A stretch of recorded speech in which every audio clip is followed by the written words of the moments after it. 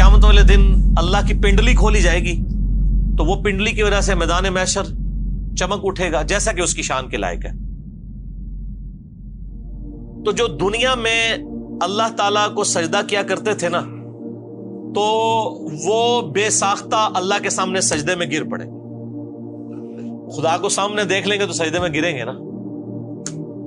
अच्छा, अब जो अल्लाह के मुजरिम थे दुनिया में, जो नमाज नहीं पढ़ते थे, दुनिया में खुदा को सीरियस नहीं लेते थे, वो भी सजदे में गिरना चाहेंगे, लेकिन बुखारी के अल्फाज हैं कि उनकी जो कमर है ना वो तख्ता बन जाएगी।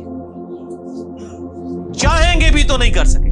यहां भी लोग कहते हैं नहीं वो कब्र के हमें सवाल पता है जवाब दे लेंगे ना, ये वो दलील है उसकी। सजदा तो वो भी करना चाहेंगे लेकिन वो कमर ही टेढ़ी उनकी सीधी रहेगी, यूं टेढ़े कर ही नहीं सकेंगे।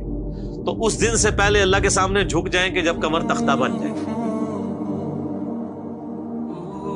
जिस दिन पिंडली से कपड़ा उठा दिया जाएगा और कुफ्फार सजदे के लिए बुलाए जाएंगे, फिर वो सजदा न कर सकेंगे।